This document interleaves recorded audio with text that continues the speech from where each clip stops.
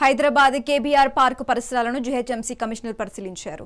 HCT project పనులను త్వరగా ప్రారంభించాలని ఆయన అధికారులను ఆదేశించారు.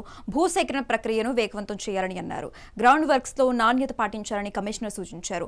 ఈ ప్రాజెక్టులో భాగంగా 7 కీలక జంక్షన్లలో 4.6 కిలోమీటర్ల పొడవు గల ఫ్లైఓవర్లు, 2.8 కిలోమీటర్ల అండర్ పాస్లను నిర్మించనున్నారు.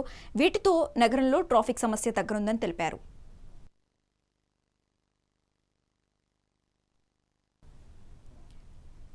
ఖమ్మంలో దొంగల ముఠా హల్చల్ చేస్తోంది. దసరా సెలవులనే టార్గెట్గా చోరీలకు పాల్పడుతున్నారు. సొంత గ్రామాలకు వెళ్లిన ఇళ్లను సెలెక్ట్ చేసి తాళాలు పగలగొట్టి దొంగతనాలు చేస్తున్నారు. అయితే వైఎస్ఆర్ కాలనీలో అర్ధరాత్రి 2 గంటల సమయంలో ముసుగు దొంగల దృశ్యాలు సీసీటీవీలో రికార్డయ్యాయి. 8 మంది దొంగలు ఒంటిపై దుప్పట్లు కప్పుకుని ముసుగు దొంగతనాలకు పాల్పడుతున్నట్లు గుర్తించారు. దీంతో స్థానికులు భయాందోళనకు గురవుతున్నారు. పోలీసులు తక్షణమే చర్యలు తీసుకోవాలని కోరుతున్నారు.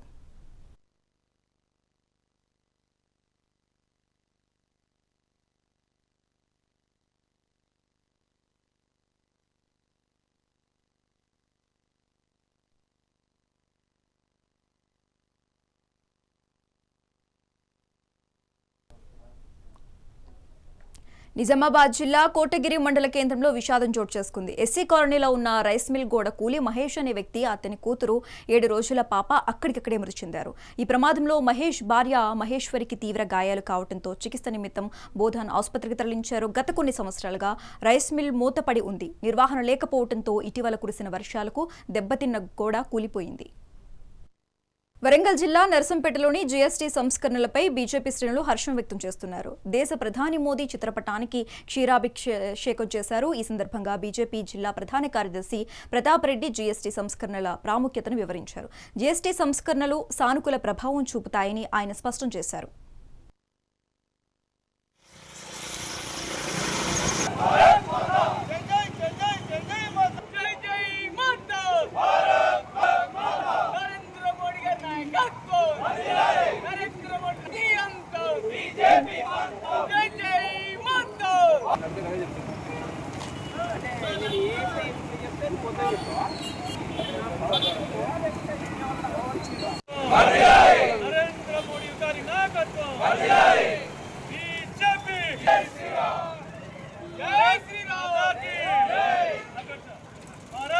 ఈ కార్యక్రమాన్ని కవరేజ్ చేయడానికి వచ్చిన ఎలక్ట్రానిక్ మీడియా మిత్రులందరూ కూడా నమస్కారాలు తెలియజేస్తున్నాము. యావత్ భారతదేశం అంతా కూడా నవరాత్రి ఉత్సవాలు ఘనంగా జరుపుకుంటూ మరి భారతదేశం అంతా కూడా ఇప్పుడు ఇంకో పండుగ కూడా జరుగుతుంది.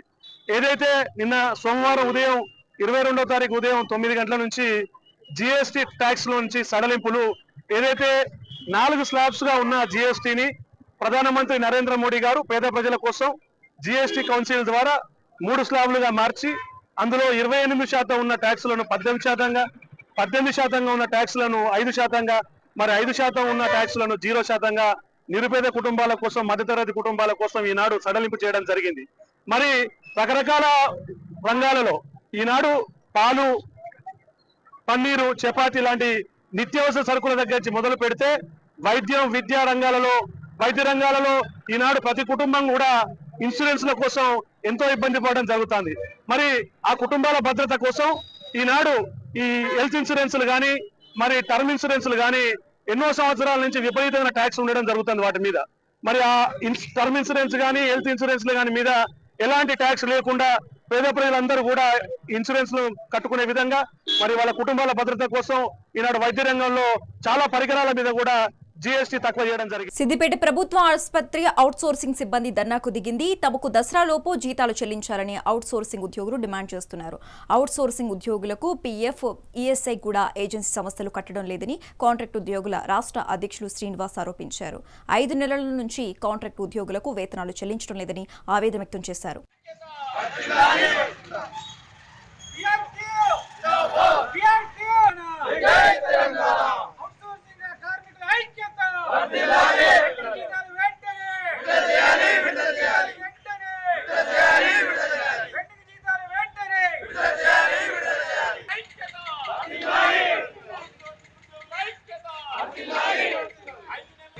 నా పేరు దుర్గం శ్రీనివాస్. నేను Telangana medical and health outsourcing contract employees trade union రాష్ట్ర అధ్యక్షుడిగా పనిచేస్తున్నాను.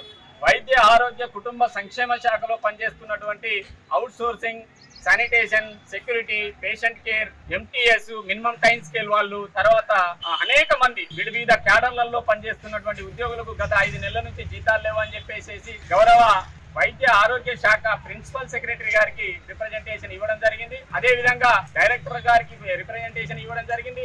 డిఎంఈ గారికి ఇవ్వడం జరిగింది. డివివిపి కమిషనర్ గారికి, కమిషనర్ ఫ్యామిలీ వెల్ఫేర్ గారికి, సంబంధిత రాష్ట్ర అధికారులందరికీ కూడా రిప్రజెంటేషన్ ఇచ్చి గత వారం రోజుల నుంచి కూడా మేము డిఎంహెచ్ఎస్ క్యాంప్ ఆఫీస్ లో ధర్నా చేసినాం.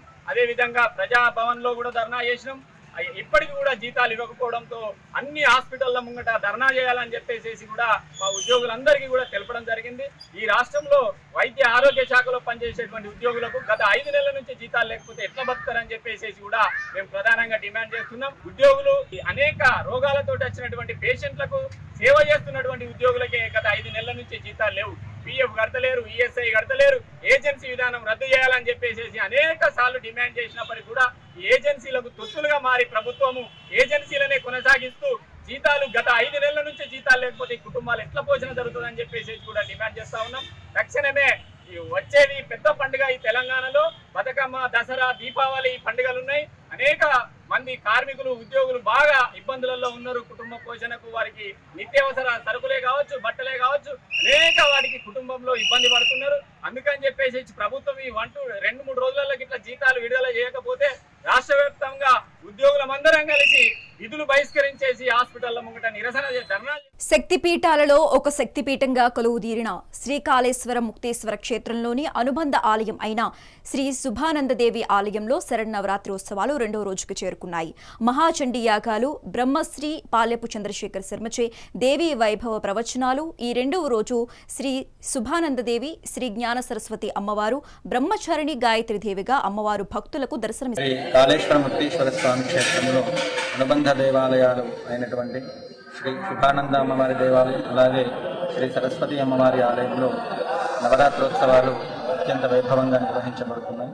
ఈరోజు 2వ రోజు గాయత్రీమాత అలంకరణను అమ్మవారు భక్తులందరికీ కూడా దర్శనమిచ్చి వారి యొక్క కోరికలన్నిటిని కూడా నెరవేర్చి భక్తులందరికీ ఆయురారోగ్య ఐశ్వర్యాలు అలాగే ప్రజ్ఞా మేధస్సు కూడా ప్రసాదించి భక్తులందరినీ కూడా అనుగ్రహిస్తున్నారు. ఇట్టి నవరాత్రోత్సవాలు అంగరంగ వైభవంగా ఎంతో ఘనంగా ఈ క్షేత్రంలో నిర్వహించబడుతున్నవి. మహాద్భుతమైనటువంటి త్రిలింగ క్షేత్రమైనటువంటి ఈ క్షేత్రంలో శుభానంద పార్వతీ అమ్మవారు శుభానంద దేవిగా, అలాగే మహాసరస్వతి అమ్మవారు ఇక్కడ వెలిసి భక్తులందరికీ కూడా వారి యొక్క కోరిన కోరికలన్నీ కూడా నెరవేర్చి అమ్మవారి యొక్క సంపూర్ణమైనటువంటి కరుణ కటాక్షాలు, అలాగే అమ్మవార్ల యొక్క చల్లని చూపు భక్తులందరి మీద ఆ కరుణను ప్రసాదించి భక్తులందరి కోరికలు కూడా నెరవేరుస్తున్నటువంటి ఈ క్షేత్రం. ఈ నవరాత్రి చాలా విశేషమైనటువంటి ఈ నవరాత్రులలో అమ్మవార్లను దర్శించుకొని అమ్మవార్ల యొక్క కుంకుమార్చన, అలాగే మనకి ఇక్కడ నిత్యం నవగ్రహ రుద్ర సహిత చండీ హోమాది కార్యక్రమాలు కూడా జరుగుతున్నాయి. ఇట్టి కార్యక్రమంలో పాల్గొన్న భక్తులందరికీ కూడా తప్పక వారి యొక్క కోరికలన్నీ కూడా నెరవేరి ఆ అమ్మవార్ల యొక్క సంపూర్ణమైనటువంటి కరుణ ఆ భక్తులందరి మీద కూడా ఉంటుంది. మెదక్ జిల్లాలో ఏడుపాయల ఆలయంలో దేవీ శరన్నవరాత్రి ఉత్సవాలు ఘనంగా జరుగుతున్నాయి. ఉత్సవాల్లో భాగంగా అమ్మవారు 2వ రోజు రాజగోపురంలో గాయత్రీదేవి అలంకరణలో భక్తులకు దర్శనమిచ్చారు. ఈ సందర్భంగా ఆలయానికి భక్తులు పోటెత్తారు. ఉత్సవాల్లో భాగంగా ఏడుపాయలకు వచ్చే భక్తులకు అన్ని వస్తువులు కల్పించినట్లు ఆలయ ఈవో చంద్రశేఖర్ తెలిపారు. ఉమ్మడి వరంగల్ జిల్లా వ్యాప్తంగా దుర్గా నవరాత్రి ఉత్సవాలు ఘనంగా ప్రారంభమయ్యాయి. గతంతో పోలిస్తే ఈ సంవత్సరం మండపాల సంఖ్య భారీగా పెరిగింది. హనుమకొండ రెడ్డి కాలనీలో ఫ్రెండ్స్ యూత్ ఆధ్వర్యంలో ఏర్పాటు చేసిన 51 ఫీట్ల అమ్మవారి మట్టి విగ్రహం విశేషంగా ఆకట్టుకుంటోంది. అమ్మవారిని దర్శించుకునేందుకు భక్తులు భారీగా తరలి వస్తున్నారు. ఇక ఇదే అంశానికి సంబంధించిన మరింత సమాచారం మా వరంగల్ ప్రతినిధి రాము అందిస్తారు. దుర్గాదేవి నవరాత్రి ఉత్సవాలు ఘనంగా ప్రారంభమయ్యాయి.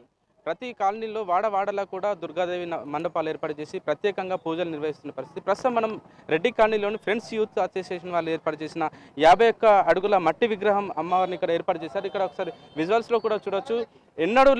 గతంలో ఎన్నడూ లేని విధంగా 51 అడుగుల మట్టి విగ్రహాన్ని ఇక్కడ ప్రతిష్ఠించి ప్రత్యేకంగా పూజలు నిర్వహిస్తుండడంతో చుట్టుపక్కల ప్రాంతాల వాళ్ళు కూడా ఇక్కడికి వచ్చి అమ్మవారి దర్శనం చేసుకుని ప్రత్యేకంగా పూజలు కూడా నిర్వహిస్తున్న పరిస్థితి. ప్రస్తుతం మనతో పాటు ఈ కమిటీకి సంబంధించిన కమిటీ వాళ్ళు ఉన్నారు. వాళ్ళతో కూడా మాట్లాడించే ప్రయత్నం చేద్దాం. అసలు వీళ్ళకి ఇలా ఈ ఆలోచన ఎందుకు వచ్చింది, ఎలా ఆచరించారో తెలుసుకునే ప్రయత్నం చేద్దాం. చెప్పండి, 51 అడుగుల మట్టి విగ్రహం పెట్టడం అంటే అంత ఆషామాషి విషయం కాదు. అసలు ఎలా వచ్చింది ఆలోచన? ముందుకి మా Reddy colony friends youth association తరఫున కృతజ్ఞతలు. గత 16 సంవత్సరాల నుండి అమ్మవారిని ఉత్సవాలు జరుపుతున్నాం Reddy colony friends youth association వారి తరఫున. మరి గత 3 సంవత్సరాల క్రితం అమ్మవారి కళలోకి రావడం జరిగింది. పూజా కార్యక్రమం మన సంకల్పంతో ఈ సంవత్సరం 51 అడుగుల మట్టి విగ్రహాన్ని ప్రతిష్ఠించారు. ఈ కళాకారులు ఎక్కడి నుంచి వచ్చి తయారు చేశారు? ఒరిస్సా నుండి 25 మంది వచ్చారు. ఎన్ని రోజులు టైం పట్టింది? నెల రోజులు టైం పట్టింది. నెల రోజులల్లా మట్టి బంక మట్టితోనే తయారు చేయడం జరిగింది. మరి నిమజ్జనం ఎలా? ఇక్కడే ఫస్ట్ 2 క్వింటాల కుంకుమ, 2 క్వింటాల పసుపు, ట్యాంకర్ పాలతోని అభిషేకం చేసిన తర్వాత వాటర్తోని ఫైర్ రేంజర్ని పెట్టి ఇక్కడనే నిమజ్జనం చేస్తున్నాం. మరికొంతమంది ఉన్నారు, వీళ్ళతో కూడా మాట్లాడించే ప్రయత్నం చేద్దాం. మీ ఏరియాలో ఈ 51 అడుగుల విగ్రహం మీ కమిటీ వాళ్ళందరూ కలిసి ఏర్పాటు చేయడం, మీరు ఎన్ని సంవత్సరాల నుంచి ఇక్కడ దుర్గాదేవి నవరాత్రి ఉత్సవాలు చేస్తున్నారు? ఇది ఏ విధంగా ఉంది అసలు? మొదటగా హిందూ బంధువులందరికీ నమస్కారం. ఫ్రెండ్స్ యూత్ అసోసియేషన్ తరఫున ఇది 16వ సంవత్సరం పెట్టడం జరిగింది. కాలనీవాసులు అండదండలతోనే అందరం అనుకొని అమ్మవారిని మంచి అంటే అందరికీ మంచి జరుగుతున్నాయి. దాన్ని ఇంకా రోజు రోజుకు ఇయర్ ఇంకా అభివృద్ధి చేసుకుంటా పోతా అంటే ఇంకా మంచి జరుగుతుంది. కాలనీవాసులు అందరికీ హ్యాపీగా ఉన్నారు కాబట్టి అమ్మవారు ఘనంగా చేస్తున్నాము. చుట్టుపక్కల ప్రాంతాల వాళ్ళు కూడా వచ్చి ఇక్కడ అమ్మవారిని దర్శించుకోవడం, కొంతమంది నాయకులు కూడా వచ్చి అమ్మవారిని దర్శించుకొని ప్రత్యేకంగా పూజలు చేయడం మనం చూస్తున్నాం. ఏ విధంగా ఉంది అంటే మీ ఏరియాకు ఈ 51 అడుగుల అమ్మవారి విగ్రహం వస్తుందని మీరు అసలు ఎప్పుడన్నా అనుకున్నారా?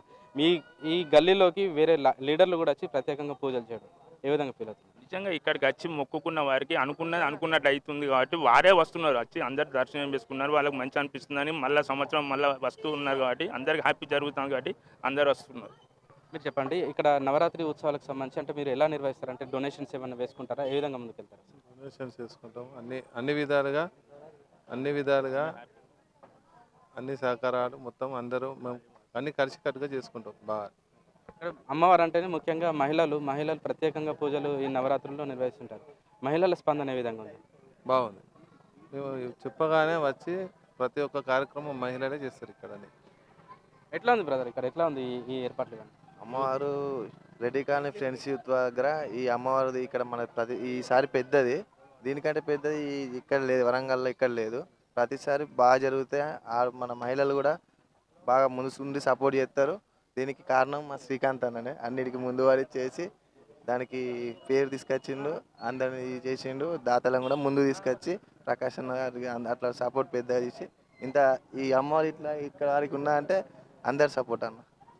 ఓవరాల్గా చూస్తే ఉమ్మడి వరంగల్ జిల్లా వ్యాప్తంగా ఈ సంవత్సరం అమ్మవారి నవరాత్రి ఉత్సవాలు చాలా ఘనంగా నిర్వహిస్తున్నారు. గతంతో పోలిస్తే మండపాల ఏర్పాట్లు కూడా చాలా భారీ సంఖ్యలో పెరిగిందని చెప్పేసి అధికారులు కూడా చెప్తున్న తరుణంలో రెడ్డి కాలనీలో స్థానికంగా ఏర్పాటు చేసిన 51 అడుగుల ఈ అమ్మవారి మట్టి విగ్రహం ఇక్కడ చుట్టుపక్కల ప్రాంతాలతో పాటు చాలా మందిని కూడా ఆకర్షిస్తుంది. ఇంత పెద్ద భారీ స్థాయిలో ఉన్న అమ్మవారి విగ్రహం చూడడానికి కూడా ఇక్కడ చిన్నపిల్లలతో పాటు మహిళా భక్తులు కూడా పెద్ద ఎత్తున ఇక్కడ చేరుకొని ఫోటోలు దిగుతున్నారు. సెల్ఫీలతో కూడా ఎక్కడ చూసినా కూడా ఒక కోలాహల వాతావరణం అయితే నెలకొంది. దాంతోపాటు అధికారులు కూడా పూర్తి స్థాయిలో మాకు అందరూ సహకరిస్తున్నారు. చుట్టుపక్కల ప్రాంతాల వాళ్ళు కూడా వచ్చి వెంటనే అమ్మవారి దర్శనం చేసుకోవాలి. ఇక్కడ స్థల పురాణం కూడా ఇక్కడ అమ్మవారి దర్శనం చేసుకుంటే చాలా పవర్ఫుల్గా ఉంటుంది. మీరు కోరిన కోరికలు కూడా నెరవేరే అవకాశం ఉంటుందని చెప్పేసి ఇక్కడ నిర్వాహకులు కూడా చెప్తున్న పరిస్థితి. కెమెరా పర్సన్ భిక్షపతితో రాము, మెగానంటి, వరంగల్. తెలంగాణ రైతాంగానికి రేవంత్ సర్కార్ గుడ్ న్యూస్ తెలిపింది. ఖరీఫ్ సీజన్లో సాగు చేసిన ధాన్యం కొనుగోలుకు వ్యవసాయ శాఖ అధికారులు కసరత్తు చేస్తున్నారు. అయితే ఈ నెలాఖరున వరి కోతలు ప్రారంభమవుతున్న వేళ అక్టోబర్ మొదటి వారం నుంచి రైతుల వద్ద ధాన్యాన్ని కొనుగోలు చేయడానికి ఏర్పాట్లను ముమ్మరం చేసింది. అదేవిధంగా ఈ సంవత్సరం ధాన్యం కొనుగోలు ప్రక్రియ సుమారు 3 నెలల పాటు కొనసాగుతుందని అధికారులు వెల్లడించారు. ఇక సన్న వడ్లను పండించిన రైతులకు ప్రభుత్వం మరో గుడ్ న్యూస్ చెప్పింది. ఆల్మట్టి డ్యాంపై తెలంగాణ బీజేపీ చీఫ్ రామచంద్రరావు స్పందించారు. గతంలో డ్యామ్ హైట్ పెంచుతుందని సుప్రీం స్పష్టం చేసిందని ఆయన గుర్తు చేశారు. తాజా పరిస్థితుల నేపథ్యంలో కర్ణాటకలో ప్రభుత్వం హైట్ పెంచేందుకు యత్నిస్తుందన్నారు. కర్ణాటకలోనూ కాంగ్రెస్ ప్రభుత్వమే ఉందని చెప్పారు. వారితో రేవంత్ చర్యలు జరపాల్సిన అవసరం ఉందని తెలిపారు. గత బీఆర్ఎస్లోనూ తెలంగాణకు అన్యాయం జరిగిందని ఆయన పేర్కొన్నారు. మా బాధ ఏంటంటే ఈరోజు ప్రభుత్వం ఏం చేస్తుంది? సుప్రీంకోర్టులో ఇంతవరకు దీనిపైన ఏదైనా ఇంపీచ్ పిటిషన్ లేకుండా అక్కడ ప్రయత్నం ఏం చేసిందా? అటు బీఆర్ఎస్ ప్రభుత్వం కూడా, ఈ 2 ప్రభుత్వాలు కూడా ఈరోజు తెలంగాణకు అన్యాయం చేసినట్టు పార్టీలే. తెలంగాణకు ఈ ఒక 2 పార్టీలతో ఎక్కడ కూడా లాభం జరగలే. అక్కడ చూస్తూ అల్మాటిలో హైట్ పెరిగితే మహబూబ్ నగర్ అదేవిధంగా నల్గొండ డిస్టిక్ ఈ 2 కూడా ఎడారయ్యే ప్రమాదం ఉంటుంది. మనకు రావాల్సిన వాటా అక్కడ ఆగిపోతుంది. వాళ్ళు వాడుకున్న తర్వాతే మనకి ఇస్తారు. కాబట్టి సుప్రీంకోర్టులో ఇంకా స్టే ఉండగా వాళ్ళు ఆ పని చేస్తున్నారంటే దాన్ని ఎందుకు ఆపట్లేదు ఈ ప్రభుత్వము? గత ప్రభుత్వం కూడా ఎందుకు మాట్లాడలేదని చెప్పి నేను అడుగుతున్నాను. ఈరోజు బీఆర్ఎస్ పార్టీకి దీని మీద మాట్లాడే అధికారం లేదు. ఎందుకంటే వాళ్ళ పార్టీ అధికారంలో ఉన్నప్పుడు కూడా 2017లో కూడా ఇటువంటి కార్యక్రమాలు జరిగినాయి. అప్పుడేం మాట్లాడలే, ఇప్పుడు మాట్లాడుతూ ఉన్నారు. ఇప్పుడు ఇద్దరు కూడా అప్పుడు ఈ రెండు పార్టీలు కూడా తెలంగాణకు మోసం చేసినటువంటి పార్టీలే, తెలంగాణకు అన్యాయం చేసినటువంటి పార్టీలే. అటు నీటిని ఆపకుండా అక్కడ వాళ్ళని ఆ హైట్ని ఆపకుండా మీరు ఎన్ని చేసినా నేను రేవంత్ రెడ్డి గారిని కోరుతా ఉన్నాను. మీ ప్రభుత్వం అక్కడ ఉంది, మాట్లాడండి. మాట్లాడి హైట్ పెంచితే తెలంగాణకు నష్టం అవుతుంది. ముఖ్యంగా మీ సొంత జిల్లా అయినటువంటి మహబూబ్ నగర్కు, నల్గొండకు నష్టం అవుతుందని చెప్పేసి కూడా నేను ఈరోజు రేవంత్ రెడ్డి గారు చెప్తా ఉన్నాను. నిజంగా వీళ్ళకు ఇదే కాదు, శ్రీశైలం మీద అదేవిధంగా నాగార్జున సాగర్ మీద మన తెలంగాణ నీటి తాగునీటికి ఒకటి, మన పవర్ హైడల్ పవర్ కోసము, అదేవిధంగా మన ఒక రైతులకు మన సాగునీరు కోసం, దీని అన్నింటి మీద మనం నిర్భరైనటువంటి ఒక కృష్ణానది. ఆ కృష్ణానదిలో వాళ్ళు బయట డ్యామ్ హైట్ పెంచితే మనకు రావాల్సిన వాటర్ రాదు అనేది స్పష్టంగా మనకు తెలుసు. కాబట్టి ఆ రోజు సుప్రీంకోర్టు స్టే ఇచ్చింది. ఆ రోజు సుప్రీంకోర్టు స్టే ఇచ్చిన తర్వాత ఇంతవరకు దాంట్లో న్యాయ పోరాటం కూడా ఏం చేస్తుందని చెప్పి ఈ ప్రభుత్వాన్ని అడుగుతా ఉన్నాను. కాబట్టి మీరు ఈరోజు తెలంగాణను కాపాడాల్సిన బాధ్యత మీది. తెలంగాణ కాంగ్రెస్ గవర్నమెంట్ అయితే కర్ణాటకలో ఉందో వాళ్ళ ప్రయత్నం 519 నుంచి 524 ఫీట్లకు తీసుకుపోయేటటువంటి ఒక ఏదైతే పెంపుకులు చేస్తున్నారో దాన్ని ఆపాల్సిన అవసరం ఉన్నది. దాంతో స్టోరేజ్ పెరుగుతుంది, మనకు రావాల్సిన వాటర్ రాదు. ఇది స్పష్టంగా మనకు కనబడతా ఉన్నది.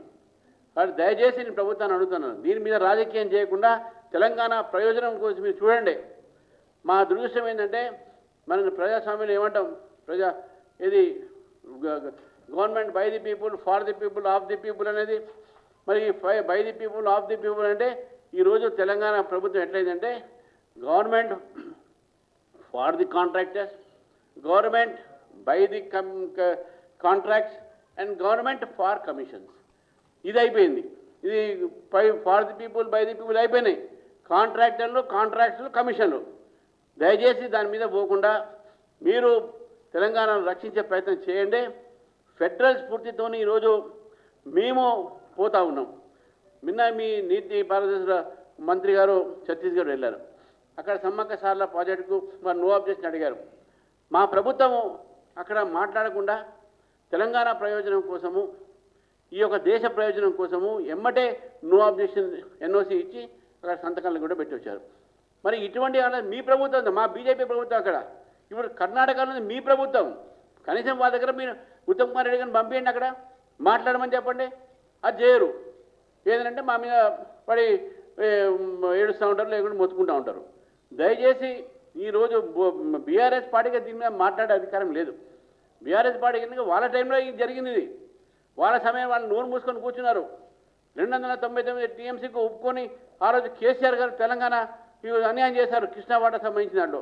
ఈరోజు మాట్లాడేటువంటి హక్కు వాళ్ళకి లేదు, అధికారం లేదు. ఈ రెండు పార్టీలు కూడా తెలంగాణ గమనించాలి. తెలంగాణ ఒక రైతులు, తెలంగాణ ప్రజలు ఈ యొక్క కృష్ణా జలాలపైన ఉన్నటువంటి ఒక కట్టడం ఏదో ఆ హైట్ను భారతీయ జనతా పార్టీ వ్యతిరేకిస్తుంది. 519కే ఉండి సుప్రీంకోర్టు ఆర్డర్ క్లియర్గా అయ్యేదాకా దాని మీద ఎటువంటి చర్య తీసుకోవద్దు, ల్యాండ్ ఎక్విజిషన్ కూడా కావద్దు అని చెప్పేసి బీజేపీ ప్రభుత్వం డిమాండ్ చేస్తూ ఉంది. మీరు ఇప్పటికే మాట్లాడి ఏదైనా చేయండి, అంతేగాని లేకుంటే మీరు కాంట్రాక్టర్ల కోసమో మీ కాంట్రాక్ట్ కోసమో ఇంకో ఏదో కమిషన్ల కోసమో చేస్తే మాత్రం అది మంచిది కాదు. తెలంగాణ ప్రయోజనాన్ని మీరు దృష్టిలో పెట్టుకోని చెప్పేసి కూడా ఈరోజు తెలంగాణ సీఎం ముఖ్యమంత్రి గారిని, తెలంగాణ అక్కడ ఉన్నటువంటి వాళ్ళ జాతీయ పార్టీ కాంగ్రెస్ పార్టీని కూడా నేను కోరుతా ఉన్నాను, తెలంగాణ రక్షించండి, లేకపోతే తెలంగాణ ఎడారయ్యే ప్రమాదం ఉందని చెప్పేసి కూడా మీకు తెలియజేస్తాను. ఇవి ఇప్పటి వరకున్న updates. Keep watching Mega 9 TV.